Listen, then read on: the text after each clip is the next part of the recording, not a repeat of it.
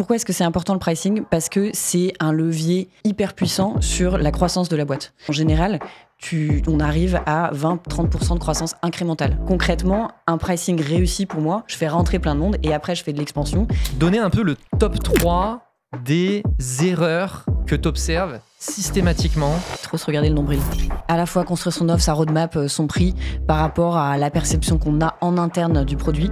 Il me semble plus compliqué de remonter les prix quand t'as shooté 10 fois trop bas que d'ajuster des prix quand t'as shooté un peu trop haut. J'arrivais sur la boîte, ils ont remplacé leur barre de recherche par un agent IA, ça me rend folle. Je dirais que la première question à se poser quand tu envisages de lancer des fonctionnalités AI, c'est de se dire, est-ce que tu vas le monétiser directement ou indirectement ?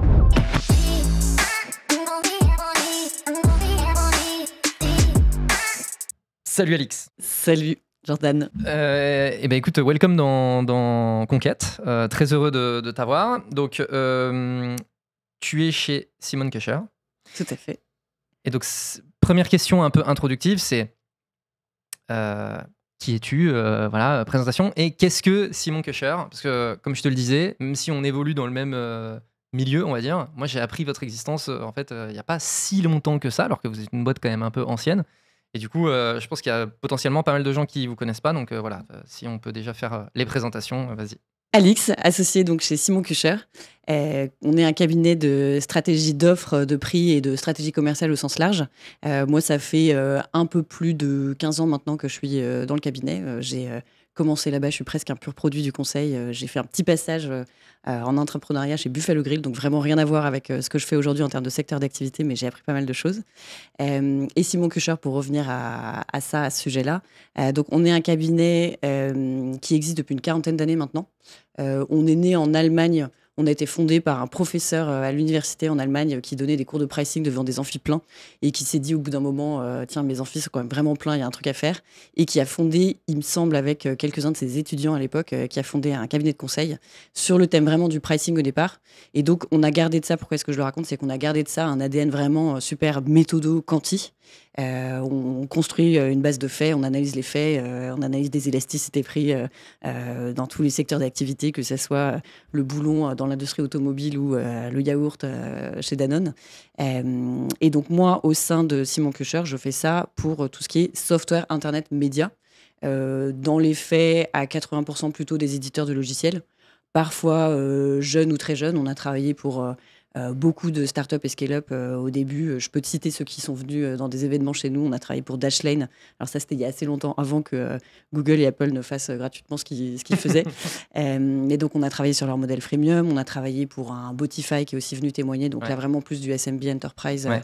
Ils ont un super produit d'ailleurs. Oui. On a aussi travaillé pour un Payfit à plusieurs reprises. Voilà. C'est pour te donner un petit peu des exemples dans cet environnement-là. On travaille aussi beaucoup pour des grands groupes plus à l'ancienne, entre guillemets, donc des éditeurs de logiciels qui, eux, ont commencé avec du bon vieux software on-premise, en licence perpétuelle et qui font leur transition vers des modèles SaaS. Voilà. Et donc ça, c'est pour reprendre peut-être un peu le fil sur Simon Kucher. On est vraiment né du pricing, c'est notre ADN de départ. Mais là, ça fait, je dirais, une dizaine d'années qu'on fait aussi énormément de choses autour de ça, avec des sujets qui vont être le go-to-market. Est-ce que je suis en train de cibler les bons segments clients? Est-ce que j'ai la bonne façon de les engager? Quand je dis les engager, c'est est-ce que c'est self-service? Est-ce qu'ils doivent parler à des sales, par exemple? C'est une des questions qu'on peut se poser. Est-ce que je bosse avec des partenaires? Très lié au pricing, pour le coup. Très lié au pricing, ouais. Si tu ne te poses pas ces questions-là, en fait, ton pricing, il va être un peu à côté de la plaque. On bosse aussi beaucoup sur des sujets d'organisation commerciale. Ouais. Très lié au modèle d'engagement aussi, sur des sujets de pilotage de ton organisation commerciale. Est-ce qu'ils ont les bons systèmes de REM? Est-ce que tu suis les bons KPIs? Est-ce que tu as les bonnes routines managériales? Est-ce qu'ils ont les bons matériels à disposition aussi? Voilà. Et donc maintenant, tout ça très lié au pricing, surtout ce fil-là. Mais maintenant, je dirais que le pricing, c'est plus que la moitié de ce qu'on fait environ.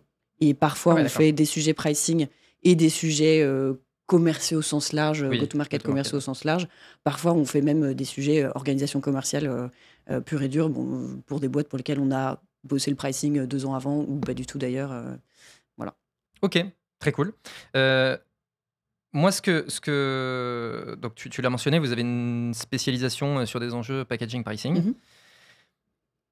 Pourquoi déjà c'est un sujet important à traiter Parce que ça peut sembler être une question un peu bête, mais je pense que beaucoup de personnes abordent le sujet du pricing en faisant une analyse de marché, simplement en se disant, en fait, le premium il se trouve ici, le bas de gamme il se trouve ici, le business model, tu vois, SaaS versus on-premise, bon, c'est un peu old school, mais dans le SaaS, mais, Rigole pas, il y a encore des gens qui sont on-prem. oui, complètement. Mais du coup, voilà, tu vois, bon, bah, en fait, on va s'aligner sur globalement ce que font les autres, et puis on va se dire, on veut un positionnement premium ou on veut un positionnement standard, tu vois. Et en fait, le niveau de réflexion, généralement, il va pas plus loin que ça. Et dans beaucoup de cas, ça peut faire le job. Mais à côté de ça, tu vois, moi, là, pour moi, il y a un peu un sujet d'actualité, on va dire. J'imagine, vu que tu es tu travailles beaucoup dans les sujets de pricing, que tu as vu passer typiquement OpenAI qui a partagé le fait qu'ils s'étaient complètement plantés sur leur pricing. Maintenant qu'ils y pensaient, ils avaient fait pour leur offre pro, je crois, c'était plus de $200. Puis en fait, ils se sont rendus compte qu'ils perdaient de l'argent sur le truc. Et puis Sam Altman, le CEO d'OpenAI, avait dit, je me rendais pas compte qu'en fait les enjeux de pricing c'était si important. Pourquoi c'est important? Ouais. Plein de choses dans ta question. Et je garde la question OpenAI pour la fin, mais c'est une masterclass OpenAI de communication de la part de Sam Altman. De mon point de vue, je te raconterai pourquoi. Pourquoi est-ce que c'est important le pricing? Parce que c'est un levier hyper puissant sur la croissance de la boîte. Et nous, longtemps, à Simon Kucher, on s'est présenté comme les top line growth advisors. On était vraiment là sur vas-y, développe ta top line.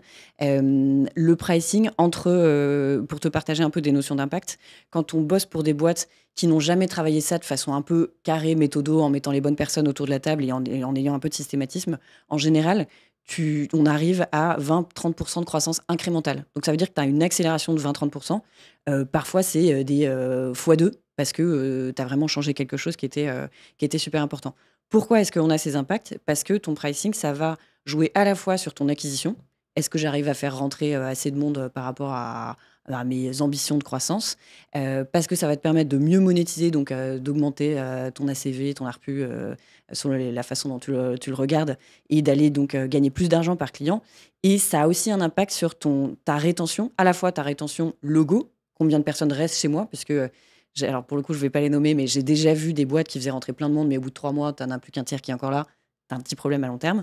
Et ta rétention, net revenue retention, je suis désolée, je vais faire quelques anglicismes. Ah non, mais t'inquiète, tout le monde comprend. Parfait.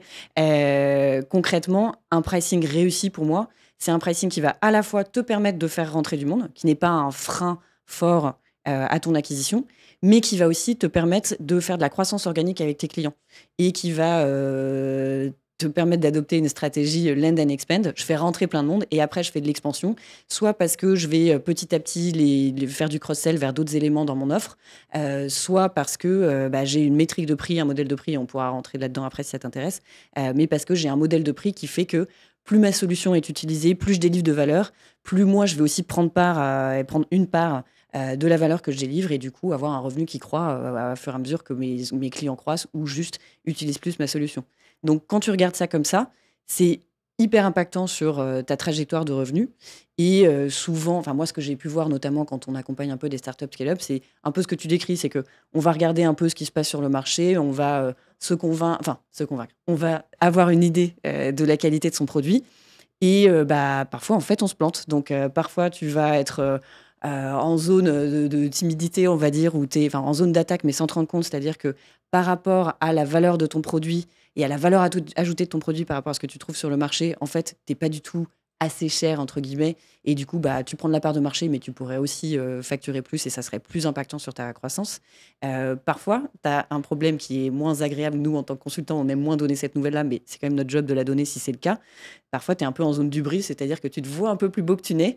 Et en fait, ton pricing est un énorme frein parce que tu tiens pas la comparaison par rapport à ton marché. Donc, regarder le marché, c'est important. Mais en fait, si tu ne fais que regarder le marché, il te manque une énorme part dans l'équation qui est ce que tu vaux dans les yeux de tes clients, dans les yeux de tes prospects. Ouais. Et souvent, il y a un gap entre ce que l'équipe produit perçoit comme les fonctionnalités qui ont énormément de valeur versus le client ou le prospect qui dit non, ça en fait, oui, c'est utile. Oui, si on me la donne, je m'en servirai. Mais en revanche, je ne suis pas prêt à payer plus. Donc, réfléchir à son pricing, pas juste d'un point de vue que fait le marché, qu'est-ce que ça me coûte de développer ça en général, en software, tu n'as pas trop ce problème, mais réfléchir au pricing, pas juste d'un point de vue ce que font mes petits copains sur le marché, mais voir surtout d'un point de vue qu'est-ce que ça vaut au regard de mes clients, juste en seuil de prix psychologique ou aussi en qu'est-ce que ça remplace chez moi. Est-ce que c'est 3 personnes à la cave qui devaient faire des choses à la main et avec ce logiciel-là, bah, tout d'un coup, ça se fait instantanément. Bah, là, ça a beaucoup de valeur. Ou est-ce que c'est juste un nice to have, ça va me permettre de faire un peu mieux quelque chose que je faisais déjà de toute façon. Voilà. Donc, c'est pour ça que c'est important. Ok. Pendant ta réponse, je me faisais une réflexion, je suis pas certain que ce soit clair pour tout le monde et pour moi également, hein, mais qu'est-ce que tu mets derrière les enjeux de pricing? En fait, c'est quoi? Tu vois, ça inclut quoi? Parce que j'ai l'impression que ça inclut. Tu vois, on a parlé du prix, le montant. En fait, j'ai l'impression que ça inclut beaucoup plus de choses que ça. Donc, c'est quoi que tu mets là-dedans, en fait? Oui, très bonne question. Effectivement, quand tu parles pricing et que tu n'as pas forcément enfin, disons que une personne lambda qui parle de pricing, elle va probablement parler de l'étiquette de prix, donc le niveau de prix. Ouais. Ça peut arriver qu'on travaille juste sur le niveau de prix, notamment quand on a été en 2023 et qu'il y avait de l'inflation à gogo. Bah là, on a aidé certains éditeurs de logiciels à eux aussi passer des hausses parce que sinon, ils ne survivaient pas. Mais moi, quand je parle de pricing, et je parle plutôt de packaging and pricing, qui est le terme que tu as utilisé aussi, Oui. pour moi, c'est vraiment structurer ton offre, définir ton modèle de prix, donc à la fois la formule de prix et les métriques, et en toute fin de course, définir tes niveaux de prix. Et pourquoi est-ce que tout ça c'est important? Parce que structurer ton offre, c'est quelque chose qui va te permettre d'équilibrer tes enjeux d'acquisition versus monétisation. Si tu as un seul produit avec un seul prix, un seul plan, par exemple, si tu es un éditeur de logiciels et que tu as une offre complètement monolithique, tout le monde a accès à toutes les fonctionnalités. En tout début, c'est sympa parce que c'est hyper simple à expliquer, tu donnes beaucoup de valeur, etc. Donc peut-être que ça va t'aider en acquisition. Mais assez rapidement, tu vas avoir des clients qui vont plus tous exactement se ressembler, qui vont pas avoir exactement les mêmes besoins, pas exactement la même volonté de payer aussi. Voilà. Et donc, le fait de différencier ton offre, ça te permet d'avoir un produit d'entrée qui va répondre aux besoins les plus simples et que tu vas pouvoir proposer pour pas trop cher. Et après, des produits un peu plus avancés, avec un peu plus de fonctionnalités, peut-être un peu plus de services, peut-être un peu plus de volume d'usage embarqué. Il y a plein de façons de faire de l'upsell que tu vas pouvoir faire payer un peu plus cher. Donc ça, c'est vraiment l'enjeu packaging.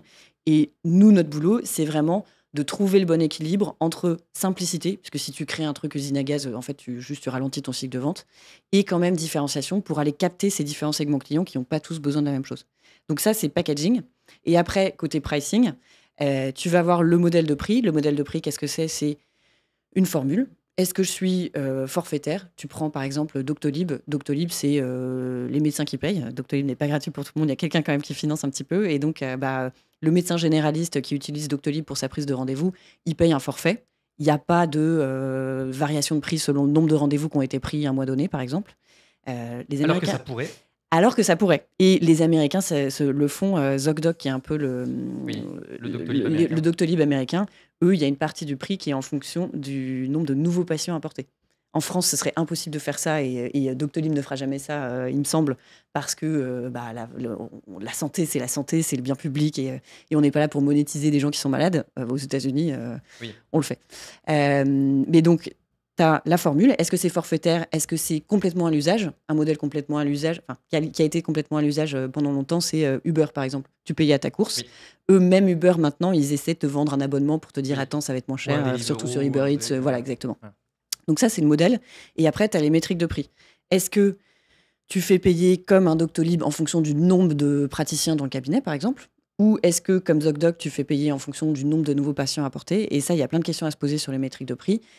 Pour prendre un pas de recul et sortir de cet exemple-là, quand tu es... les éditeurs de logiciels un peu à l'ancienne, on-prem, c'était très souvent lié au nombre d'utilisateurs.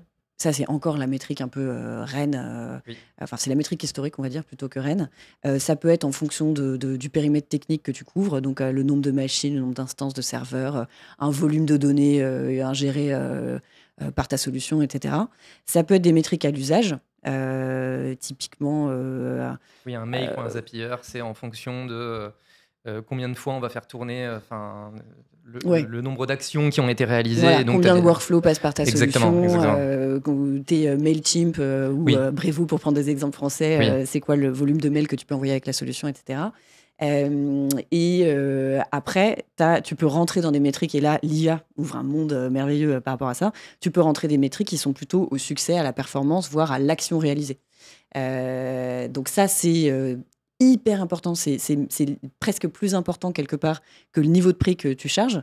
Parce que si tu n'es pas sur des métriques qui sont scalables au sens où elles vont bien se développer dans le temps ou au fur et à mesure de la croissance de ton client, etc., en fait, tu vas toujours facturer la même chose. Voire même, tu peux te tirer une balle dans le pied. Typiquement, si tu es un éditeur de logiciels qui fournit une solution de gestion des flux dans la supply chain, par exemple, et que grâce à ta solution, une équipe de 10 personnes va 2 fois plus vite. Et soit elle gère 2 fois plus de flux, et ton revenu reste flat, et c'est dommage, soit elle réduit sa taille d'équipe de moitié, et ton revenu diminue de moitié, et là, c'est très dommage. Donc, la métrique de prix, c'est vraiment super important. Et après, le niveau de prix, c'est important aussi. Je ne vais pas dire le contraire, mais voilà, nous, quand on fait des études, puisque dans la façon qu'on a de travailler, on construit un peu des hypothèses de structure d'offre, de modèles de prix, etc. On explore différentes options avec les équipes qu'on accompagne. Et après, on va parler aux clients. Jamais directement de prix. On leur parle plutôt du produit, de leurs besoins. Et on a vraiment besoin de comprendre ça aussi pour atterrir sur la bonne offre.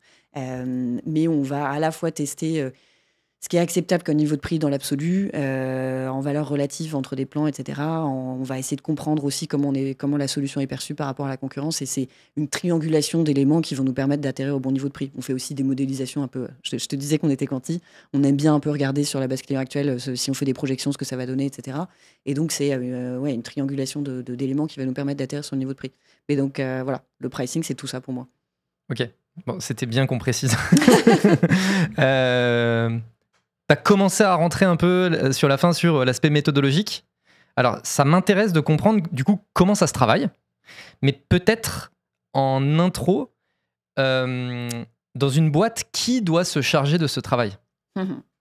Bonne question. Alors, pour moi, c'est vraiment un boulot collégial. Et même des boîtes qui recrutent quelqu'un qui est en charge du packaging pricing, c'est un peu à la mode en ce moment. Nous, clairement, je sais que les équipes chez nous se font démarcher pour ça. En fait, même si tu as quelqu'un qui est en charge du packaging and pricing, le rôle de cette personne, ça va être d'animer la discussion avec les bonnes personnes autour de la table. Et pour moi, les gens qui doivent être là-dedans, le produit, indispensable.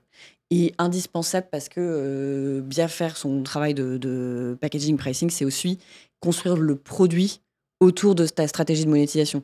Et je ne suis pas en train de dire que tu dois développer que les fonctionnalités qui vont être monétisables, parce qu'il y a des choses où en fait ton client, il sait pas tout le client. Parfois, tu as besoin d'être un peu visionnaire et de lui pousser des choses qu'il n'aurait pas pensé utiliser. Mais tu as quand même besoin que ton business soit viable, et donc il faut que ta stratégie produit tienne compte de ça. Donc, le produit, c'est super important. Les sales, si tu en as. Le marketing ou l'équipe go-to-market, si tu en as une, ça va être super important. Le support aussi, c'est intéressant parce que c'est les gens, le customer success aussi, si tu en as, c'est intéressant parce que c'est des gens qui sont en contact des clients. Et donc, globalement, ça doit être un peu un collège de personnes. Il ne faut pas que tu aies 15 personnes autour de la table. Idéalement, c'est 6, 8 dans le groupe de travail. Mais ça doit être un collège de personnes qui vont concilier un peu tous ces enjeux-là, à la fois acquisition, rétention, là-dessus. Et ça va forcément intéresser le CFO parce que si on fait le lien avec ce que tu me posais comme question au début, oui, c'est un levier hyper impactant, donc ça va forcément impacter le CFO. Mais voilà, nous, dans nos groupes de travail, le CFO, il est plutôt au niveau comité de pilotage à vérifier qu'on arrive là où on a envie d'arriver. Et aussi, selon les boîtes, tu peux avoir le CEO qui est directement dans le groupe de travail parce que c'est tellement important pour son business model au global et donc l'avenir de sa boîte qui se met dedans directement. Parfois, il délègue. Voilà, tout est possible. De toute façon, c'est un enjeu de valeur, en fait. C'est vraiment la valeur de mon produit, la valeur de mon service, etc. Donc, t'as pas mentionné le product marketing, alors que pour moi, tu vois, pardon.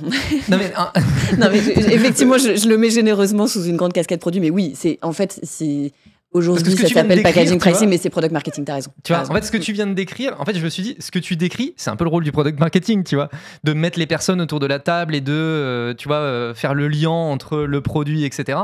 Donc oui, tu valides. Oui, je valide complètement. Non, mais oui, c'est sûr. Et la personne qui va être en charge de l'implémentation, Et du suivi au global, ça peut être le product marketing. Après, selon les boîtes, ça peut recouvrir différentes réalités. Et quand je te disais que c'était collégial, ce collège de personnes, il va pas se réunir euh, en continu toutes les semaines. Et en général, tu as un peu des saisons aussi dans la gestion de ton pricing. C'est-à-dire que tu vas pas tous les 4 matins faire un gros Big Bang, Oui. mais c'est quand même un exercice qui demande d'avoir un peu de veille sur ce que font tes concurrents, sur tes indicateurs de performance. Est-ce que justement ta net revenue retention, ça se passe bien? Est-ce que ton acquisition, ça se passe bien? Comment est-ce que ça se passe sur tes différents segments? Voilà, donc il faut quand même vérifier la santé de ton pricing, entre guillemets. Et de toute façon, c'est hyper simple de se reposer des questions. Tu m'aurais demandé il y a quelques années tous les combien il faut revoir son pricing, je t'aurais probablement dit oh, tous les 2 ans ça va. Là, on est dans un monde qui accélère tellement, enfin qui est encore une fois porté par l'IA.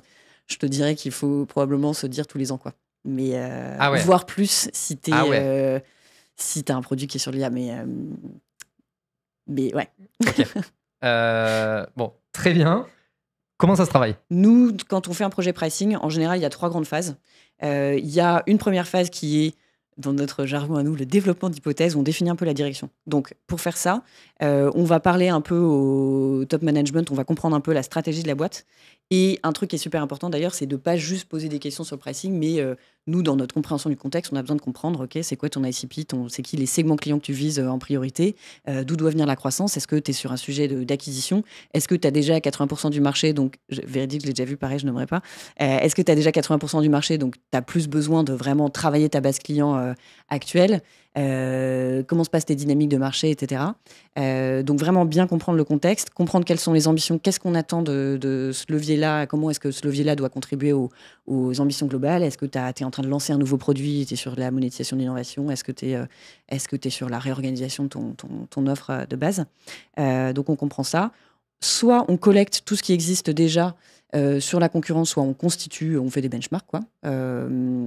Et après, les autres éléments qui vont être importants, ça va être des données, ce que moi j'appelle les données transactionnelles. Donc concrètement, comment ça se passe côté acquisition, qui achète quoi, qui est équipé de quoi, comment est-ce que ça se passe dans le temps, en général, un nouveau client, il prend quoi, et puis au bout de 3 ans, tu le retrouves où. C'est quoi les upsells à partir de telle offre et tout Exactement, machin. Ouais. Si tu es sur un modèle freemium, qu'est-ce qui déclenche la conversion, au bout de combien de temps ça se fait, est-ce que c'est démonétisé par canal, tu vois, il y a plein de choses à apprendre en regardant un petit peu les données. Et ça, selon les boîtes qu'on accompagne, tu as des boîtes qui n'ont même pas une base transactionnelle propre, tu as des boîtes qui ont des dashboards merveilleux où en un clic, on a tout ce qu'on veut, donc nous, on s'adapte. Le but, c'est surtout pas de refaire des choses qui existent déjà. Tu sais que ton taux de conversion par canal, c'est ça, Ouais. machin. Ouais. Tes upsells à partir de telle offre et tout. Ouais, non. Ça, exactement. Tu as des boîtes qui regardent déjà beaucoup ça. Le côté transactionnel, notamment, en général, c'est quand même regardé. Ce qui est moins regardé et où on peut apprendre plein de choses, c'est les données d'usage. Ouais. Je dis moins regardé en moyenne. Tu as aussi des boîtes qui sont super avancées sur les usages. Et ça, pour nous, c'est super intéressant de comprendre quelles sont les fonctionnalités qui sont utilisées super largement, quelles sont celles qui sont utilisées par certains groupes de clients seulement, mais hyper intensément. Qu'est-ce qui n'est jamais utilisé. Bon, ça, faut le regarder en face aussi. Voilà, donc benchmark, données transactionnelles, données d'usage. Et après, nous, on a nos propres benchmarks, nos best practices, puisque évidemment. 40 ans de benchmark. 40 ans de benchmark. Et avec sur la practice software, internet, média, en gros, le secteur tech, j'en ai pas parlé, mais il y a plein de secteurs. On est organisé par secteur, en gros, chez Simon Kucher. Le secteur tech, c'est le deuxième. On se bataille un peu avec Consumer Goods pour rester le deuxième, ça dépend un peu des années. Mais du coup, on a une petite trentaine de partenaires qui bossent sur ce sujet-là. Et donc, moi, mes benchmarks, j'ai évidemment tous mes benchmarks français, mais j'ai aussi des benchmarks aux US à Google. J'ai des benchmarks au UK, en Allemagne, etc. On se développe beaucoup en Asie aussi en ce moment. Donc voilà, donc ça, c'est super utile pour comprendre comment d'autres acteurs ont pu traiter tel ou tel sujet, de savoir aussi ce qui a marché, ce qui n'a pas marché. Ça, c'est toujours sympa de pouvoir partager ces enseignements aux boîtes qu'on est en train d'accompagner, histoire qu'elles ne fassent pas les mêmes erreurs. Donc, il y a ce côté benchmark. Et en gros, la fin de cette phase-là, donc nous, il y a un moment où on fait plein d'entretiens, on regarde plein de choses dans les datas, etc. Et on se constitue des hypothèses, des scénarios. Le but du jeu, c'est qu'on prenne le gros de la réflexion sur nous, mais ensuite, on bosse en atelier avec l'équipe. C'est vrai, c'est dans notre ADN, Simon Kucher, mais ce serait vrai aussi pour une boîte qui voudrait bosser le sujet tout seul. Il y a besoin de co-développer les scénarios. Il y a besoin d'avoir les personnes que je t'ai évoquées autour de la table, notamment les commerciaux, notamment le product marketing, pour avoir des scénarios qui soient bien un peu challengés, triturés sous tous les angles. Et donc, un scénario, ça va être... aujourd'hui, j'ai une offre monolithique. Comment est-ce que je la différencie? Je peux avoir différentes options, notamment en termes de structure d'offre. Tu as plein d'options possibles. Est-ce que tu fais quelque chose qui est monolithique, comme je te l'évoquais? Est-ce qu'à l'autre extrême du spectre, tu es en train de faire quelque chose comme Azure, AWS, je vais y arriver, qui ont des offres tellement pléthoresques et tu as tellement de cas d'usage que ça ne sert à rien de prépackager. Tu es plutôt dans un chemin de vente, quelque part, un dialogue de vente qui te permet de découvrir.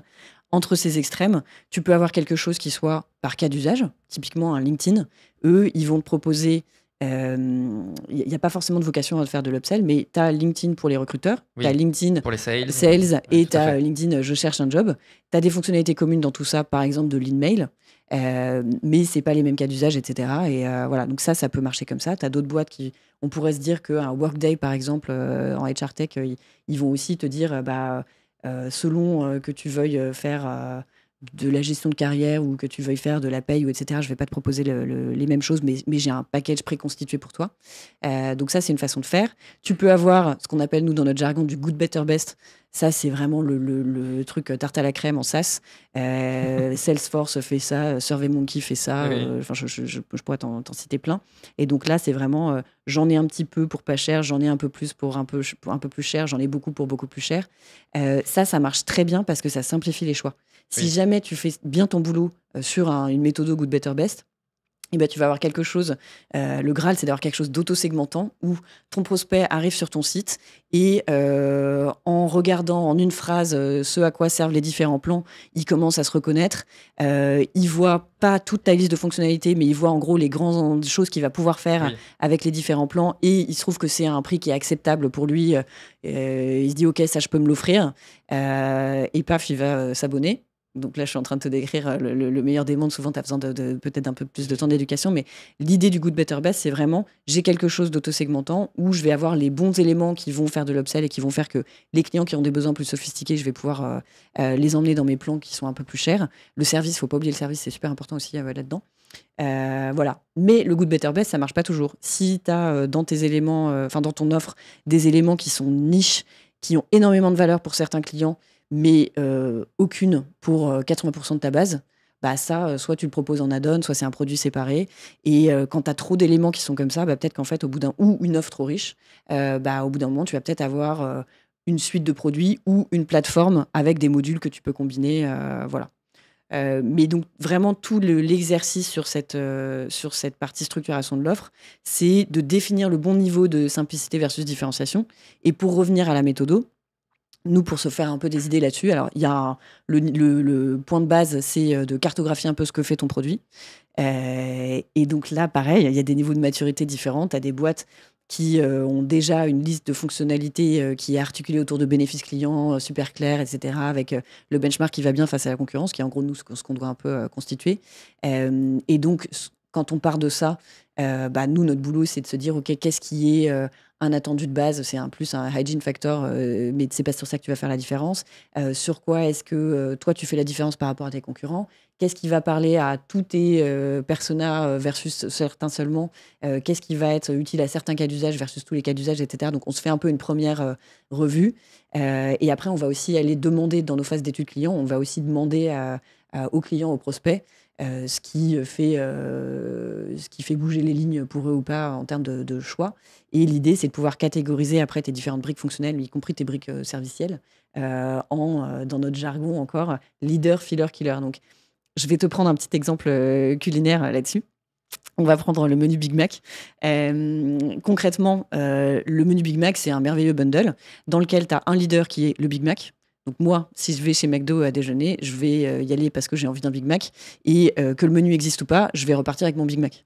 Il se trouve que McDo me propose un menu où il y a aussi du coca et des frites. Ça fait une boisson en accompagnement, c'est cohérent, c'est pas beaucoup plus cher, c'est un niveau de prix acceptable. Du coup, ok, d'accord, je repars avec mon menu Big Mac. Le rôle du coca et des frites dans ce menu, c'est vraiment des fillers en anglais. Donc c'est là pour renforcer la valeur globale du package, mais c'est pas ça qui fait le choix du menu. À côté de ça, tu peux avoir des éléments qui sont killers. Pas killer au sens positif, je casse la baraque, je prends le marché avec ça, mais plutôt killer au sens je tue le bundle et en fait ça va faire repoussoir.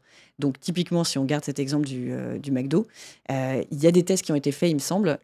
Quand tu mets un café dans le menu, si tu mets un café dans le menu, en fait il y a trop de gens qui sont pas venus chez McDo pour prendre un café, et du coup le fait de mettre le café dans le menu va juste faire repoussoir et tu retombes en taux de prise du menu et finalement les gens vont partir avec peut-être le burger et le coca ou le burger et les frites, voilà.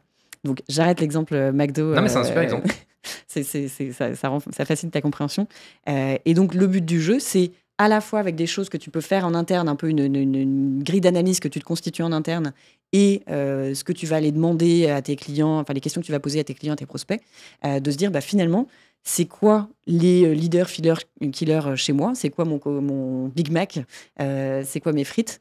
Et là où ça devient un petit peu plus compliqué que chez McDo, c'est que tu vas avoir certaines fonctionnalités ou briques leaders qui vont être des leaders de conversion. C'est ce qui fait qu'on va passer sur un plan payant, c'est ce qui fait qu'on va choisir ta solution plutôt qu'une solution concurrente.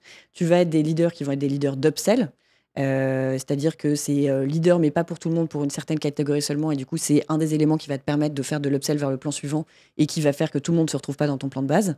Et pareil, tu vas avoir des fillers de base, des fillers un peu plus avancés. Voilà. Et donc, pour bien faire le boulot, il faut avoir une lecture démoyennisée et donc pas juste regarder en moyenne sur toute ton audience le rôle des fonctionnalités, mais se dire, OK, ça a l'air d'être vraiment pour tout le monde. Ça, si je regarde un petit peu tel ou tel segment client, qu'est-ce qui fait la différence pour eux et tout ça, c'est ça qui te permet de construire ton architecture d'offres et de placer tes fonctionnalités au bon endroit pour faire ce fameux chemin d'upsell et pour déclencher, d'upsell cross-sell et de déclencher ça soit dès l'abonnement du début, soit dans le temps. Je me permets d'interrompre l'épisode pour vous présenter Bulldozer, l'entreprise derrière la production de ce podcast. Bulldozer est un collectif spécialisé en marketing et growth et notre job, c'est de maximiser la performance marketing et commerciale des entreprises sur l'ensemble de leur funnel, donc de la génération de leads à leur conversion et leur rétention. Pour ça, on s'appuie sur différents leviers, le premier étant notre pool de plus de 200 experts qui composent le collectif et qui nous permettent d'adresser des sujets aussi divers que la demand gen, l'outbound, le SEO, les RevOps, etc. Ainsi qu'une méthode de travail scientifique, data-driven et qui exploite ce qui se fait de meilleur en termes d'outils et technologies. On a accompagné plus de 200 clients depuis notre création en 2022 et parmi nos références, on trouve des super boîtes comme Aircall, Salesforce, Payfit ou Mooncard pour ne citer qu'elles. Si vous aussi, vous souhaitez faire de votre marketing non plus un simple générateur de leads ou de notoriété, mais bien un générateur de revenus, je vous mets un lien vers notre site internet en description. Écrivez-nous, je pense qu'on peut faire de très belles choses ensemble. Allez, on reprend. Développement d'hypothèses. Mapping, etc. Voilà. Et donc là, je t'ai beaucoup parlé de la structure d'offre, mais tu as aussi les mêmes questions à se poser sur le modèle de prix. Donc notamment, quelles sont les métriques qui sont pertinentes pour moi. Et une bonne métrique, c'est une métrique qui est compréhensible pour le client, où il trouve que c'est faire, entre guillemets, c'est juste que tu le factures là-dessus, et qui soit mesurable.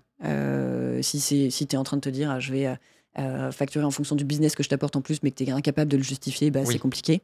Voilà, et puis qui soit aussi en croissance pour que toi, tu puisses gagner ta vie. Donc, tu as tout pareil, même démarche d'évaluation un peu systématique des métriques et de test de l'acceptabilité des métriques dans cette phase client.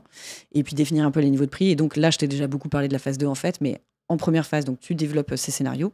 En deuxième phase, tu vas aller poser des questions à tes clients, à tes prospects. Moi, j'aime bien avoir les deux parce que en fait, tes clients, en général, ils connaissent mieux ton offre, ils connaissent mieux le produit, donc tu vas avoir des insights plus précis sur la structure.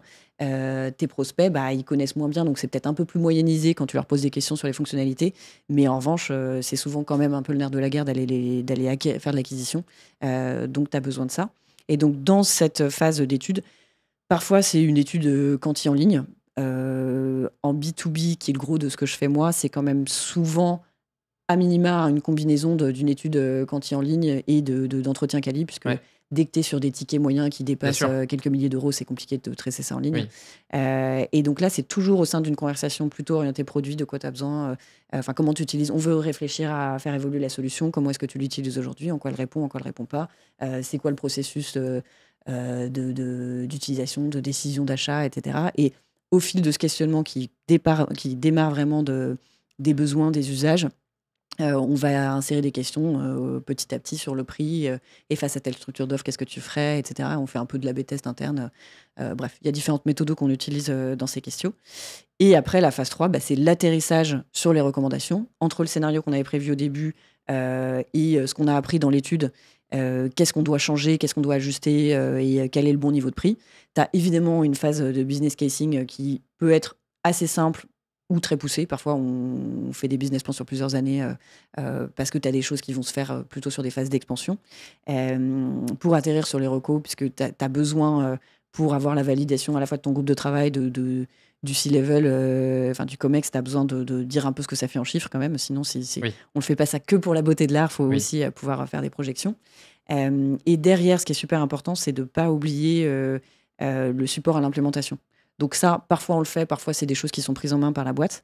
Mais en revanche, c'est vraiment super important quand tu es dans un environnement qui va être self-service, de bien penser la façon dont tu vas raconter ton offre sur ton site. Et donc avec à la fois des sections qui vont expliquer ce que fait ta solution, des cas d'usage client, etc. Mais aussi sur la page pricing, qu'est-ce que tu mets above the fold? Donc, c'est pas toi que je vais expliquer ça, mais en gros, qu'est-ce qui est visible en premier comme information? Quel niveau de détail tu mets? Et d'ailleurs, c'est là où, dans le Good, Better, Best, on voit souvent, il y a une partie qui est above the fold, qui est globalement en une ligne, j'ai compris la valeur de chaque, et ensuite, dessous, on a le détail des features. C'est un peu le truc de base. Effectivement, c'est un peu le truc de base. Et pour le coup, c'est une super bonne pratique d'avoir l'explication en une ligne de ce que fait chaque plan. Moi, je suis vraiment aussi en faveur de ne pas mettre tout le détail directement. 100%. Parce que c'est imbitable, c'est vraiment trop d'informations. Et donc, c'est quoi les éléments? Et c'est là que l'exercice un peu leader, filler, killer alimente ça aussi. 100%. C'est de se dire, c'est quoi les quelques éléments dont je dois parler? Et après, évidemment, j'ai un petit bouton Compare Plans pour les geeks, entre guillemets. Voilà. Exactement. Et, le tableau comparatif. Ouais. Et dans ce que tu mets en ligne, là, j'ai beaucoup parlé de fonctionnalité, mais en fait, le chemin d'upsell, il peut aussi parfois se faire sur des niveaux d'usage. Tu as X volume inclus. Si tu veux faire plus, en fait, tu es obligé de passer au plan d'après. Est-ce que. Enfin, bref, voilà. Tu as aussi des éléments de données d'usage et encore une fois de modalités de service qui peuvent rentrer là-dedans. Donc, self-service, super important de bien penser, de bien réfléchir à la façon dont tu le racontes sur ton site. Et. Des petits trucs un peu qui sont devenus évidents maintenant, mais vraiment encadrer le plan du milieu en disant most popular option, vraiment ça marche. J'allais t'en parler quand tu présentais le Good, Better, Best et que tu présentais un peu comment c'était. Tout à l'heure, j'ai failli commenter en disant oui, et puis bien évidemment, il y a le best-seller, best option. Ouais, exactement. Exactement. Highlighté, ouais. Et je vais pas me risquer à te dire combien de points de conversion en plus ça apporte, mais vraiment, c'est des choses qui ont un impact. Ouais, bien sûr. Donc ça, c'est intéressant. Et d'ailleurs, je fais une petite aparté, mais le Good, Better, Best, tu as différentes stratégies. Tu as des boîtes qui disent mon Good, il est là pour dire ça pourrait ne pas être très cher, mais en fait regarde toute la valeur que je te mets dès le better, donc prends le better, et donc le good c'est lui qui fait un peu decoy, ça je sais pas le dire en français, enfin qui te je sais pas, mais je vois ce que tu veux dire. Voilà, c'est vraiment il fait repoussoir, il sert de faire valoir, on va dire ça comme ça, il sert de faire valoir aux offres du dessus. T'as aussi des stratégies où en fait ton best ou ton best test, quand t'as 4 plans, le plan du haut, personne ne va le prendre. Si tu as 2% qui le prennent, merci beaucoup, bien gentil de nous donner autant d'argent. Mais l'intention, c'est vraiment qu'ils fassent apparaître les autres plans moins chers. Donc voilà, tu as vraiment un côté comportemental qui est important dans le display. Et quand tu es plutôt avec une équipe de vente qui va intervenir et que tu peux pas être souscrit en ligne, là, c'est hyper important de former l'équipe de vente à la nouvelle offre, d'expliquer pourquoi est-ce qu'on l'a conçu comme ça et de donner les argumentaires de vente. Et donc, un argumentaire de vente, ça va être expliquer la valeur qu'il y a dans les différents plans, pourquoi prendre tel plan plutôt qu'un autre quand tu es en good, better, best. Et aussi des battle cards par rapport à la concurrence, pourquoi est-ce que nous, on est mieux sur tel point, des levées d'objections, etc. Donc ça va être aussi super important. Et peut-être pour tirer le fil, c'est aussi important d'adapter, quand tu es dans cette phase d'implémentation, c'est aussi important d'adapter tes plans de REM. Les plans de REM de tes commerciaux, si tu as lancé un nouveau produit, est-ce que tu as envie de l'incentiver un peu plus par rapport aux commerciaux? Et tu vois, si je réfléchis à une boîte qui serait en train de faire de la transition d'un modèle on-prem un peu à la papa vers un modèle SaaS, hyper important d'ajuster les incentives, parce que sinon, eux, si tu restes sur un pur pourcentage de ce qu'ils ont vendu en chiffres, ils ont intérêt à continuer à vendre de la licence parce que ça fait un gros bout de revenu d'un coup et l'abonnement, en fait, ils vont juste prendre un tiers ou un quart de ce qu'ils auraient facturé. Donc, ils n'ont pas intérêt à vendre ça. Donc, tu mets des multipliers, etc. Je ne vais pas rentrer dans le détail de tout ce truc-là, mais il y a vraiment plein de choses auxquelles il faut penser. Une fois que tu as ton nouveau pricing, il faut vraiment réfléchir à la mise en œuvre. Excellent, très cool. Merci pour ce détail. J'avais juste 2 petits commentaires à faire. C'est tout à l'heure, tu mentionnais, notamment quand on parlait de l'offre Good, Better, Best, il faut qu'on comprenne tout de suite la valeur qu'il y a dans chaque offre, parce que si je comprends pas immédiatement et que en fait tout de suite je me fais tabasser par les features, etc., ça peut être le repoussoir. Je te donne un exemple d'une boîte qui, pour moi, il y a eu un effet repoussoir. Alors j'espère que vous n'avez pas travaillé avec eux, ou peut-être c'était il y a quelques temps, donc peut-être que les choses ont changé depuis. Mais tu vois, Intercom. Ouais. Intercom. Il y a quelques années, je cherchais du coup un outil qui permettait de le faire, de faire du chat, etc. Et quand je suis arrivé sur le pricing, déjà il n'y avait pas 3 options, il y en avait peut-être 6, tu vois. Et puis tu as à la fois de l'aspect à l'usage, à la fois un aspect forfaitaire de base, à la fois des add-ons, à la fois machin. Et en fait, tu arrives sur le pricing et tu te dis, je ne sais tellement pas quoi choisir que juste, je vais aller chez la concurrence pour cette raison, tu vois. Et ça montre aussi à quel point ces enjeux de packaging et tout, c'est hyper important. Enfin, ça, c'est vraiment, pour moi, ça a été vraiment cet exemple-là où je me suis dit, mais en fait, ils m'ont perdu à cause de ça. C'est terrible. C'est terrible, tu vois. C'est juste, je n'ai pas compris, je ne savais pas quoi prendre en fait. Je me disais, mais voilà. Et un autre point, les killers. En fait, je l'avais jamais vraiment conscientisé de cette manière. Ton exemple du Big Mac, c'était vraiment un bon exemple. Mais effectivement, ça peut arriver parfois que tu aies le sentiment d'être face à une offre et où tu te dis, en fait, la valeur de cette offre, en fait, la raison pour laquelle ce prix il est aussi élevé, c'est cette feature. Sauf que moi, cette feature-là, j'en ai pas besoin, mais j'ai besoin des autres. Tu vois ? Ouais. Et en fait, tu regardes l'offre d'avant, du dessous, il n'y a pas les features que tu veux. Tu regardes le pricing de l'offre que tu veux, mais tu vois que tu as 2-3 features dont tu n'as pas besoin. Et en fait, c'est ces features-là qui font que d'un coup, il y a un énorme gap de pricing. Et du coup, tu es dans cette espèce de doute de mais du coup, est-ce que je suis prêt à payer pour machin ? Est-ce qu'en fait, je me débrouillerai pas pour... Et c'est là où, effectivement, là, il y a les features killers de... Ah ouais, mais en fait... Ouais, je veux pas payer pour tout ça et donc finalement, je vais, pareil, peut-être me détourner à la concurrence. Si je commence par cette partie-là, en fait, pour moi, soit tu es un cas extrêmement atypique et les fonctionnalités qui sont fillers et acceptables pour d'autres sont des killers pour toi. Soit plus probablement c'est un pricing qui est pas complètement bien fait et du coup oui ça renforce juste le besoin d'avoir bien pensé les choses et voilà d'avoir quelque chose qui puisse correspondre, enfin que chacun puisse s'y retrouver dans ton offre. Voilà, ça c'est pour cette partie-là. Et c'est là où le mix, tu vois d'ailleurs d'avoir un peu un espèce de forfait et après d'avoir un mix à l'usage, tu vois, je pense à Zapier parce qu'on a eu le cas cette semaine où il a fallu qu'on upgrade sur une offre sur Zapier, mais en fait Zapier, je trouve qu'il y a un truc quand même assez intéressant où j'ai besoin de ces features, je vais prendre ce forfait. En plus, je vais avoir un aspect à l'usage eux, ils facturent au nombre de zaps, donc c'est des espèces de packaging de zaps. Mais il arrive à un moment donné où ton pricing, si tu utilises beaucoup de zaps, tu es en train de comparer avec le plan du dessus et tu te dis, mais en fait, je pourrais prendre le plan du dessus, répondre à ma quantité de zaps et en plus avoir accès aux features supplémentaires. Ah bah vas-y, je vais peut-être partir sur le plan du dessus. Et là, tu vois, c'est le truc un peu malin où... ça, c'est bien fait, ouais. Tu vois, et c'est là où c'est plutôt bien fait, où tu te dis, en fait, je vais peut-être passer sur le plan du dessus parce que j'aurai des features supplémentaires et tout. Et là, dans ce cas-là, cette semaine, nous, on a été exactement dans ce cas-là. Et je me suis dit, ah ouais, putain, c'est quand même... Donc c'est là, tu vois, cette conversation, ça me fait réaliser à quel point c'est malin, en fait, ce truc-là. Ouais. Et là, du coup, parfois, tu as des boîtes qui sont dans le dilemme de est-ce que je laisse les gens qui payent in fine plus cher en étant à l'usage sur un plan avec moins d'engagement dès le début ? Est-ce que je les laisse continuer à payer plus cher qu'ils ne paieraient sur mon plan du milieu ? Ou est-ce que je les upsell proactivement parce que ça me fait plus de récurrents, etc. Et peut-être pour revenir sur l'exemple d'Intercom, donc peut-être qu'il y a trop de choses, enfin peut-être que l'offre est trop compliquée et peut-être qu'ils avaient trop de plans à un instant T et qu'en fait tu as 2 produits en un et que c'est pour ça qu'ils n'y arrivent pas et qu'il faut séparer il faut assumer que c'est 2 produits différents. J'en sais rien, je les connais pas, j'ai pas bossé pour eux, donc je suis pas capable de te le dire. Mais pour moi, ça soulève aussi quand même la question du niveau de transparence que tu donnes en ligne. Et J'ai pas une réponse toute faite parce que je pense que ça dépend des industries, ça dépend des pays aussi, ça dépend des personnes à qui tu vends. Mais il y a un vrai sujet de si tu demandes à tes clients, ils vont tous te dire ah ouais, j'aimerais que tout soit disponible en ligne parce que comme ça j'ai plein d'infos et je suis content. Mais dans la réalité, en fait, parfois ça fait trop. C'est trop d'infos Totalement. à digérer et tu as besoin d'avoir quand même un sales qui t'explique la logique, Complètement. qui t'explique pourquoi est-ce que tu as une partie forfaitaire, ce que tu as couvre, qui te dit bah regarde comme ça tu as de la visibilité, etc. etc. Voilà. Et en fait, j'ai pensé à Intercom quand tu mentionnais Azure, AWS, où en Ouais. fait tu disais il y a tellement de cas d'usage, etc., qu'en fait tu peux pas afficher tes pricing. En fait, il faut déjà que tu embarques les gens un peu dans un espèce de funnel pour leur permettre d'avoir, voilà, les options les plus intéressantes Ouais, pour voilà toi. ce qui a du sens pour toi Voilà. au vu de tes Ou besoins. voilà l'option la plus intéressante pour toi.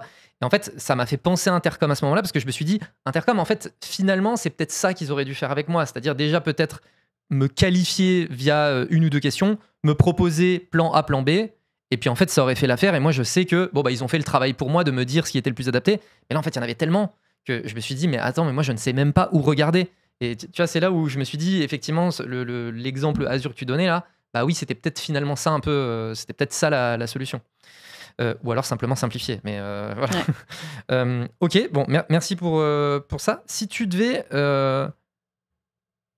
donner un peu le top 3 des erreurs que tu observes systématiquement ou un peu des, tu vois, peut-être les considérations que les entreprises n'ont pas de manière un peu systématique. Tu sais, c'est un peu les quick wins. Enfin, on fait tous les deux de la prestation de service, donc en fait, à force de voir plein d'entreprises, tu qualifies la boîte et en fait assez rapidement tu vas te dire bon, je suis certain qu'ils font telle et telle erreur parce que absolument toutes les entreprises qui sont dans leur cas font ce type d'erreur et du coup voilà.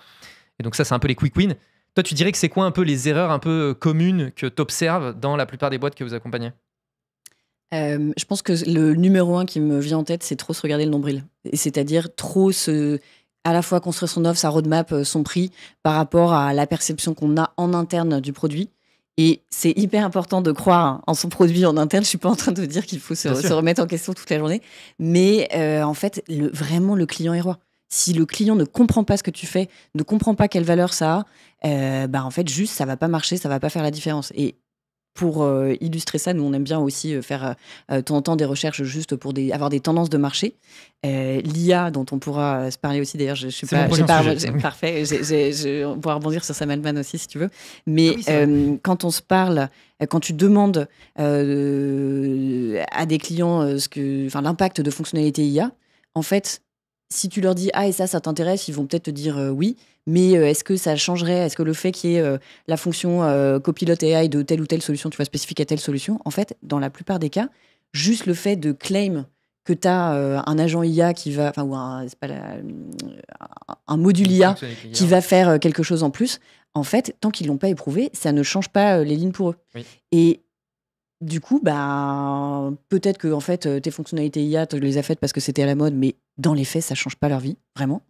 Je pense à un site internet qui a complètement... Je vais pas les nommer parce que c'est pas sympa, mais où avant, moi, je recherchais plein d'infos sur les boîtes que j'avais envie de prospecter, leur levée de fonds, etc. Et juste taper le nom de la boîte, j'arrivais sur la boîte.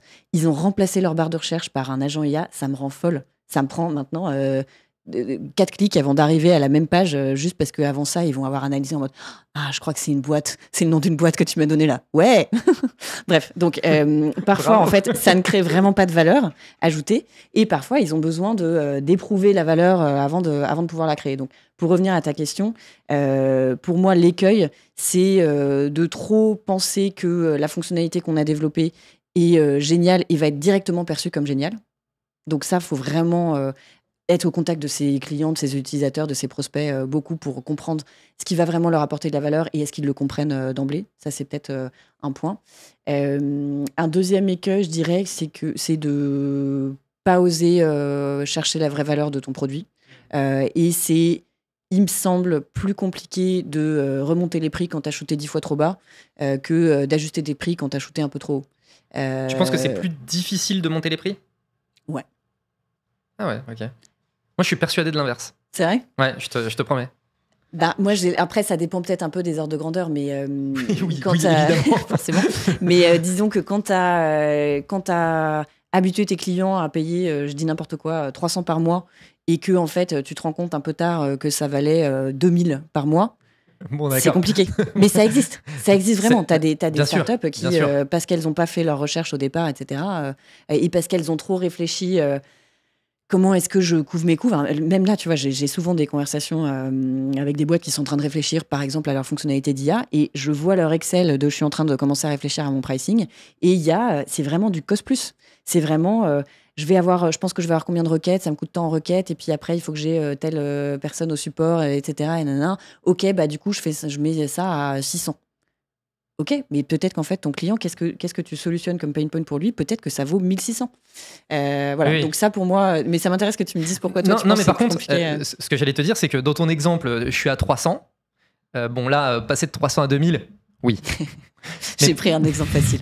Mais moi, je suis convaincu que c'est passer de 300 à 350, c'est plus simple que de passer de 300 à 250. Et en fait, je pense que moi, je suis convaincu En que impact, tu veux dire? globalement, Ok. parce que et même je suis à peu près certain que mais t'as plus de data que moi, tu vois. Mais moi, c'est une conviction.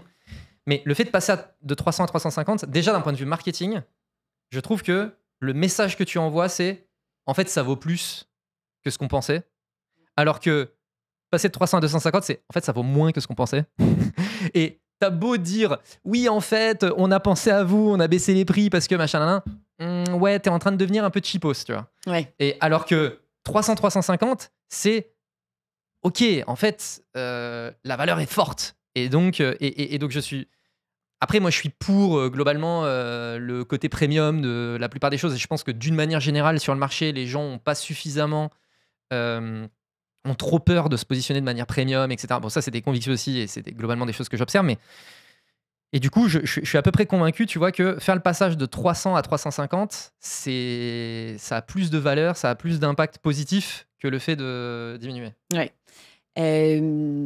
Je te rejoins sur deux niveaux. C'est que ton impact économique, en fait, quand tu fais passer une hausse, si tu fais passer une hausse pour le même produit, ça retombe directement dans ta marge globalement. Donc, c'est plus facile de prendre cette décision économique-là parce que quand tu baisses les prix, c'est que tu vas attendre du volume, voire beaucoup plus de volume. Et entre le fait que dans ta petite simulation de marché, tu aies plus de volume et le fait que tu arrives à créer l'awareness, le trafic, etc., pour aller les chercher, c'est plus compliqué de ce point de vue-là. Et après, je comprends aussi, en t'écoutant, je comprends effectivement ton message. C'est sûr que si tu dis, ah bah non, en fait, on s'était raté, notre truc, il est pas si ouf, du coup, maintenant, on va le vendre à 250, c'est sûr que c'est compliqué à faire passer. Mais c'est là que moi, quand je dis pricing, je dis packaging and pricing. Jamais je recommanderais à un client de faire ça. Je lui dirais toujours, lance un produit un poil différent. Enfin, tu rééchelonnes l'articulation de la valeur pour te créer un produit d'entrée parce qu'en fait, tu as un produit d'appel à créer. D'accord. Du coup, on est d'accord. Ouais, une version light du produit pour avoir un peu Ouais. Ok, bon, dans ce cas-là, ok. Oui, ça, je suis complètement d'accord. Ok, Sam Altman. Sam Altman, oui, je te disais du coup que pour moi c'était un peu une masterclass. En fait, OpenAI, ils ont lancé un modèle qui était très généreux parce qu'ils avaient besoin d'installer l'usage. Et je pense qu'on peut tous dire, je ne sais pas à quel point tu utilises ChatGPT au quotidien, La question, c'est surtout maintenant à quel moment je ne l'utilise pas. Ouais, voilà, ça va être un peu ça. Et donc ça, l'usage, je pense qu'il n'y a pas de débat. Il est assez largement installé, peut-être pas encore chez tout le monde, mais voilà, il est assez largement installé. Et donc ça a rempli leur objectif d'acquisition, d'adoption. Et aujourd'hui, quand ils communiquent en disant on a raté notre pricing parce que en fait les usages sont beaucoup plus élevés que ce qu'on pensait, il envoie un message qui est regardez comme notre produit est ouf et en fait ça vaut plus. Donc exactement la ligne que tu disais. Ça vaut plus et ça vaut plus parce qu'en fait c'est super utilisé. Donc de nouveau regardez comme mon produit est ouf. Et mine de rien, il envoie un message à ses consommateurs prépare-toi psychologiquement, ça va être plus cher, mais c'est parce que tu l'utilises. Voire même, il fait du signaling tranquillement à ses concurrents en disant les gars, on est d'accord que là, on va commencer tous à monter parce qu'on a besoin de gagner notre vie à un moment. Donc pour moi, c'est très bien joué de sa part. Après, est-ce qu'il est sur les bonnes métriques? Est-ce qu'il doit avoir un truc avec des tokens sophistiqués? Enfin, tu vois, il y a toute la question de l'architecture de prix derrière. Et est-ce que son modèle de prix est exactement le bon? Là, pour le coup, je me suis pas assez penchée dessus pour avoir un avis tout fait. Mais je trouve que la stratégie de com est assez intéressante. Je suis d'accord. Mais surtout, enfin, moi, ce que je me suis dit, tu vois, c'est ça vient aussi parce que, bon, évidemment, tous les regards sont portés sur OpenAI, etc. en ce moment, tu vois. Et le fait que même une boîte comme celle-là, où on a l'impression de l'extérieur que absolument tout leur réussit et que machin, qu'ils abordent le sujet du pricing, j'avoue que notamment pour vous, ça, ça vient quand même alimenter le business en disant, bah, regardez, même des gens comme ça, en fait, à qui tout réussit, il est en train de dire que il pense qu'il s'est planté sur les sujets de pricing, ça vient quand même prouver que les sujets de pricing sont hyper importants. Enfin, moi, j'ai trouvé que c'était particulièrement intéressant. Voilà. Et je voulais juste refaire un petit commentaire par rapport à un truc que tu disais tout à l'heure, qui est, bon, les gens se regardent trop le nombril, ou etc. Pour moi, il y a aussi le sujet, une des raisons pour lesquelles tu disais, la plupart des boîtes en fait ne traitent même pas en fait le sujet. Et ça, c'est un défaut que tu observes, c'est ne serait-ce que de ne pas traiter le sujet. Je pense que se confronter à la différence entre la valeur que je perçois de mon produit et la valeur que le marché perçoit de mon produit, mais de manière très concrète, de manière qualitative, au-delà de la donnée quantitative de j'ai tant de pipe qui rentre et puis mon taux de conversion il est de temps, machin truc. Avoir une data qualitative autour de ce sujet, je pense que ça fait peur. Ouais. Tu vois ce que je veux dire ? Ouais, c'est possible. Je pense que quand même c'est... bah ouais, mais il y a moyen que ça fasse mal. Oui, il y a moyen que ça fasse mal. C'est sûr que quand tu apprends des mauvaises nouvelles, ça fait mal. Ouais. Et par rapport à ce que tu disais, tu vois, le fait que OpenAI, qui est une boîte où tu dis c'est quand même des gens intelligents, bien financés, bien accompagnés probablement, que eux disent qu'ils sont en difficulté par rapport, enfin, qu'ils n'ont pas complètement réussi le pricing, ça rejoint ce que je te disais au début, où je te disais, en fait, dans le monde d'aujourd'hui, c'est peut-être tous les 6 mois qu'il faut. Je te dis 1 an, là, je vais jusqu'à te dire tous les 6 mois, parce que dans ce monde IA. En fait, moi je te disais, il faut demander à ses clients, il ne faut pas que penser à soi, mais là tu es vraiment dans un cas où ton client au départ il n'en sait rien.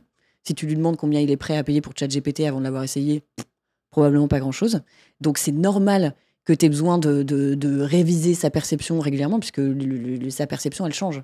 Donc c'est pour ça que c'est normal que le pricing qu'ils ont fixé au début ne soit pas bon pour les 3 années à venir, puisque en fait, la perception du client change. Et après, l'IA, les avancées de l'IA, ça va tellement vite que c'est aussi pour ça que ça change. Voilà, tu as à la fois le côté rapidité de l'innovation et le côté, de toute façon, quand tu es sur un sujet d'innovation, c'est plus difficile parce que tu peux pas juste dire OK, tu es prêt à payer combien, faire des petits tests d'élasticité prix, ça fonctionne moins, quoi. Du coup, pour ouvrir un peu la porte IA, je voulais justement, tu vois, je pense que c'est un point aussi sur lequel je voulais revenir vite fait, c'est quand tu disais aujourd'hui, il y a beaucoup de boîtes en fait qui mettent des features AI et qui en fait ne se rendent absolument pas compte que la valeur de cette feature AI, en fait pour le client, c'est globalement 0 parce que toi c'est sympa, tu veux peut-être surfer sur une vague, etc. Mais dans les faits, dans la pratique, la feature n'est pas exploitée. Je peux te donner un cas personnel aussi qu'on est en train de vivre en ce moment. Nous, on va churner d'un outil qu'on a pris. On s'est fait séduire par des features AI. Et en fait, on se rend compte que les utilise pas. Et donc, en fait, le truc, c'est que tu as un espèce de use case de base. Je vais pas citer parce que sinon, on va savoir de qui je parle. Mais il y a un use case de base. Et ensuite, il y a les add-on AI qui viennent en quelque sorte renforcer la valeur de ton use case de base. Voilà. Et en fait, on se rend compte que on utilise le use case de base. Et en fait, tous les trucs AI qui nous séduisaient, on les exploite pas en fait, je veux dire, ça nous sert à rien. Et donc en fait, on est en train de se dire, eux, ils ont tout un positionnement autour du fait que non, nous, on n'est pas seulement pour ce use case, on est pour aussi tous les trucs d'AI. Mais du coup, d'un point de vue valeur, on se dit, oui, autant aller chez un concurrent qui nous vend exclusivement le use case de base, qui est moins cher, et où en fait, on sait exactement ce qu'on paye. Et donc, on va churner pour cette raison-là. Mais, et tu vois, c'est là où en fait, c'est assez intéressant, parce que c'est exactement le cas que tu mentionnais. Oui, c'est sympa en fait de faire tout un truc autour de l'AI, mais à la fin, est-ce que vraiment ce truc-là, il est... est-ce que c'est une valeur ajoutée, ouais. Exactement. Et nous, moi, pour donner mon cas précis, je pense que dans le SaaS aujourd'hui, il y a notamment il y a le côté coopératif de pas mal d'outils. Et donc, il y a à la fois le use case que toi, tu exploites d'un point de vue personnel, c'est-à-dire dans mon utilisation personnelle de l'outil, voilà comment je vais exploiter l'AI. Mais ensuite, il y a la valeur de l'AI dans l'aspect coopératif, c'est-à-dire tu vas pouvoir centraliser et résumer l'ensemble des choses de l'ensemble de ton équipe, etc. Et du coup, nous, typiquement dans ce cas-là, l'AI, il peut avoir une utilité d'un point de vue personnel. Par contre, sur les aspects collaboratifs, on pensait qu'on allait les utiliser. En fait, on les exploite absolument pas. Et du coup, je pense que tu vois, il y a aussi ce challenge de comment est-ce que tu positionnes l'AI dans la team versus l'individu versus, tu vois. Et tu vois, pour moi, typiquement aussi, comment ChatGPT est un bon exemple. On a tous une utilisation personnelle de ChatGPT. Nous, par exemple, typiquement au sein de Bulldozer, en fait, on a majoritairement des use cases personnels. Et du coup, le fait de passer sur un plan team, en fait, c'est pas très intéressant, tu vois. Et du coup, on garde nos utilisations personnelles. Donc, bref, c'était juste pour un peu donner aussi un cas personnel que je vis par rapport à ce que tu disais. Ça permettait de reboucler là-dessus. Mais l'AI et le pricing, allez, j'ouvre la grande porte, j'ai pas une question précise, tu vois. C'est quoi globalement les tendances, tu vois, les questionnements, les challenges, enfin voilà. Ouais. J'adore cette question. Non, mais voilà, Non, justement, parce que c'est fascinant. Non, mais l'ouvrir. franchement, c'est fascinant. Il se passe plein de choses là-dedans. Je dirais que la première question à se poser quand tu envisages de lancer des fonctionnalités AI, si on commence par le cas d'un acteur qui existe déjà et qui se pose la question de ses fonctionnalités, c'est de se dire, est-ce que tu vas le monétiser directement ou indirectement ? Monétiser directement, ça veut dire que tu vas faire payer pour les fonctionnalités un peu d'entrée de jeu, soit en les mettant à dispo, enfin tu les forces à tout le monde et t'augmentes les prix, soit tu crées une version premium du plan comme l'a fait un ServiceNow, soit tu crées un add-on comme l'a fait Microsoft au début, avec Copilot, qui était en add-on au lancement. Et donc ça c'est une stratégie. En général, tu fais ça quand tu es convaincu que tu vas vraiment apporter de la valeur ajoutée, que ça va être perceptible suffisamment vite et que c'est un cas d'usage qui est suffisamment répandu.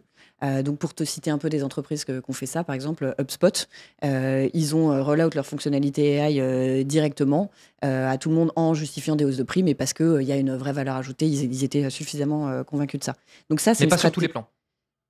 Pas forcément sur tous les plans, ouais. Donc ça, c'est le côté stratégie de monétisation directe. Je lance une nouvelle fonctionnalité, elle est géniale, regarde, et by the way, c'est payant. Tu peux aussi avoir une stratégie de monétisation indirecte où tu vas lancer tes fonctionnalités sans faire bouger ton prix facialement ou sans faire bouger ton prix du tout. Et là, soit c'est parce que tu te dis ça me permet de rester dans la course, ça me rend plus compétitif, ça me donne des arguments en plus et donc ça va me permettre de faire plus d'acquisition, de rétention sans forcément jouer directement sur le panier moyen. Soit tu as quelque chose dans ton modèle de prix qui fait que à chaque fois que tu augmentes l'engagement, en fait, tu vas augmenter l'usage et tu as un modèle à l'usage par ailleurs qui fait que tu vas en fait monétiser pas directement pour l'ajout des fonctionnalités, mais tu vas, par exemple, Zapier, alors je connais pas exactement leur modèle, mais en fait, ça va te faire consommer plus de Zap parce que grâce à leur fonctionnalité d'IA, tu vas utiliser encore plus et encore mieux le produit. Donc ça, c'est une stratégie de monétisation indirecte. Et donc, en fonction de cette stratégie-là, tu vas avoir un positionnement, tu as plusieurs options de positionnement dans l'offre. Est-ce que je le mets à tout le monde dans tous mes plans? Est-ce que c'est un add-on? Est-ce que c'est une version de plan premium? Et là, tu retombes sur la méthode leader, filler, killer. En gros, est-ce que tu es sur une version boostée à la sauce de ton burger? J'arrête l'exemple foireux, mais tu vois ce que je veux dire. Donc, mais il est très bien cet exemple. Sur la sauce boostée, je sais pas. Mais donc voilà, ça va être un peu le premier angle de question. Et après, le deuxième niveau, ça va être comment est-ce que tu monétises? Quelles sont les métriques de prix que tu vas utiliser? Et bien sûr, ta formule de prix, est-ce que c'est forfaitaire, etc., etc. Et là, pour moi, ça rend encore plus important le fait de se poser des questions sur les métriques de prix, puisque si tu es à l'utilisateur et qu'en fait, tes utilisateurs, par exemple, à la résolution de tickets, si on prend l'exemple d'Intercom que tu as cité toi-même, si tu restes uniquement sur un modèle à l'utilisateur, mais que tu les aides à résoudre beaucoup plus vite, du coup, peut-être qu'en fait, tu es en train de freiner l'expansion de ton marché à minima.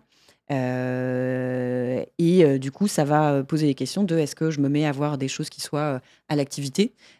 Typiquement Salesforce, ils ont lancé, c'est Agentforce, je crois le nom du produit, ça, ouais. Qui va être à la conversation. Donc là, ça va décupler la productivité, si on prend cet exemple-là, ça décuple la productivité des sales, mais tu vas monétiser en fonction des conversations que tu mènes. Donc ça, c'est une façon de monétiser différemment. Si tu prends Intercom, ils ont deux modèles en ce moment. Ils ont le modèle qui reste à l'utilisateur et tout le monde n'est pas prêt côté client, tout le monde n'est pas prêt à payer au succès, à payer à l'usage, à payer à l'outcome parce que ça peut faire peur en termes de budget. Tu peux te dire, mais attends, mais mon budget, il va exploser, etc.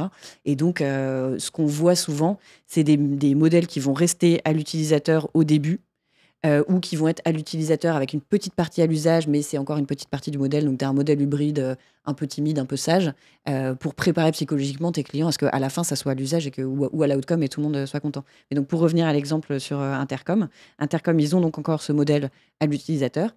Mais ils ont aussi un modèle au ticket résolu, donc vraiment outcome-based, voilà, où et il y a des clients à eux qui ont témoigné donc, avec des idées un peu d'ordre de grandeur qui disent Intercom est capable, avec son, je crois que c'est Finn le nom du produit, Intercom est capable de résoudre des tickets sans aucune intervention humaine. Donc là, on est sur le côté agentic AI où vraiment il n'y a même plus d'intervention.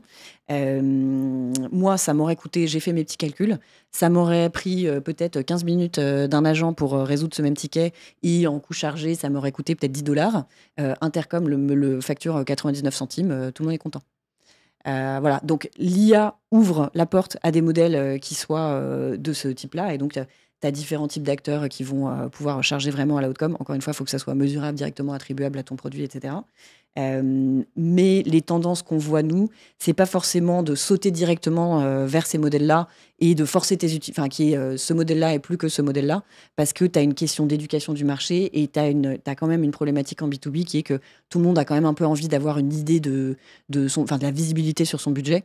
Et donc, entre ce côté, attends, je sais pas encore exactement ce que fait ton IA, ça me rassurait d'être d'abord dans une version à l'utilisateur, et le côté prédictibilité du budget, en fait, tu as un chemin. De même que un Microsoft, par exemple, a commencé par lancer Copilot comme un add-on au choix, et maintenant communique sur le fait que maintenant, ça va être... tout le monde va avoir Copilot, et en fait, tout le monde va être obligé de payer pour, et tu n'auras plus le choix. Donc, il y a eu un chemin. Le temps d'observer les usages, de créer un petit peu d'adoption, etc. Côté modèle de prix, tu as aussi souvent un chemin avec typiquement, si je reprends les deux exemples que j'ai commencé à te citer, Salesforce, ils ont à la fois des produits qui sont encore à l'utilisateur et des produits qui sont à l'usage, à la conversation. Intercom, ils ont le modèle qui va être à l'utilisateur et le modèle qui va être au ticket résolu. Donc voilà, c'est pas forcément, on n'est pas forcément sur un Big Bang, et tu as cette notion d'adoption. Tu dois sécuriser ton adoption avant de commencer à monétiser trop fort ou trop au succès, parce que si ton modèle de prix fait peur et devient un frein, en fait, tu as tout perdu, quoi. Ouais.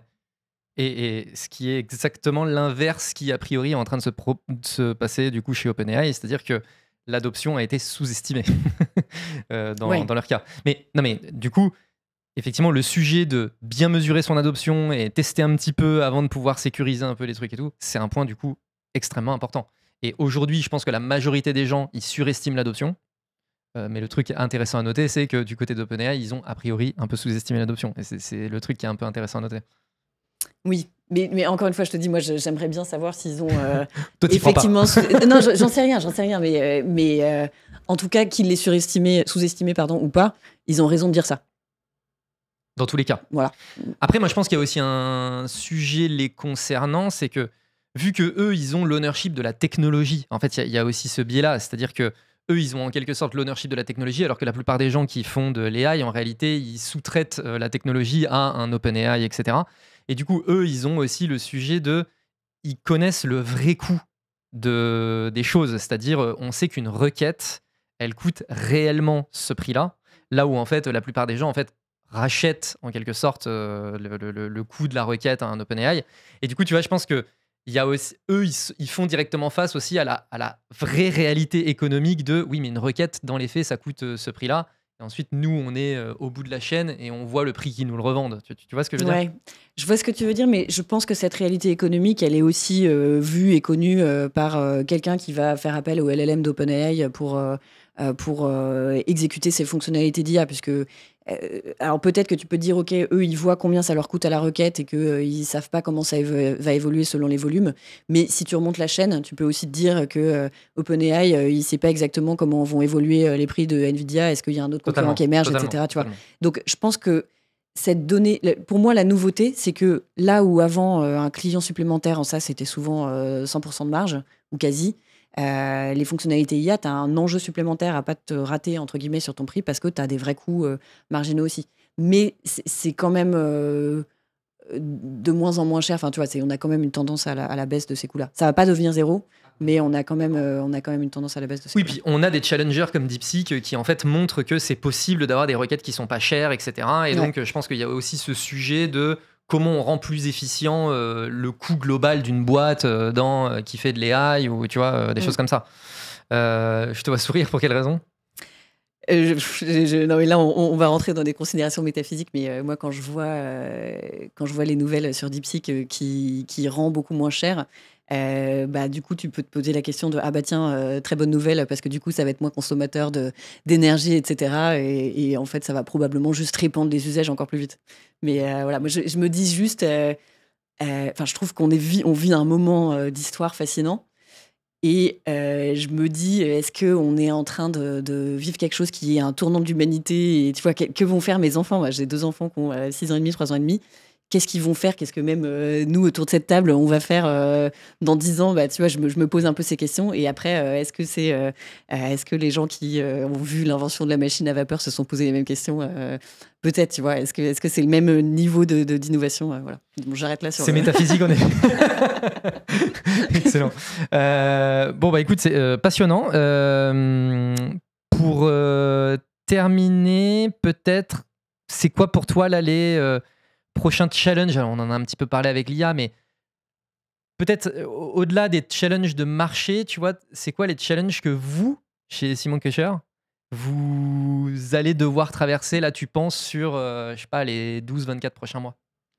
Très bonne question. Je pense qu'il y en a plusieurs. Il y a, d'un point de vue, si je réfléchis comme pour mes propres clients, d'un point de vue top line, on a le côté faire connaître, faire savoir ce qu'on fait. Et notamment, on est vraiment reconnu pour le pricing, expliquer tout ce qu'on fait autour et expliquer à nos clients qui viennent nous voir pour le pricing à quel point, en fait, c'est important d'avoir d'abord réfléchi à ton go-to, d'avoir aussi réfléchi à ton go-to-market et à l'organisation commerciale, tu vois. Mais donc ça, c'est une question de moi d'éducation de mon marché. Il y a une question aussi de nous parler de ROI, pour vendre. Je pense qu'un autre challenge, tu vois, si on reste sur l'IA, c'est comment est-ce que nous, on intègre aussi toute la puissance de l'IA dans notre façon de travailler, avec un sujet qui nous tient vraiment à cœur, c'est la confidentialité des données. Et donc, je sais que sur le papier, si tu es sur un plan pro, normalement, tes données, elles restent chez toi.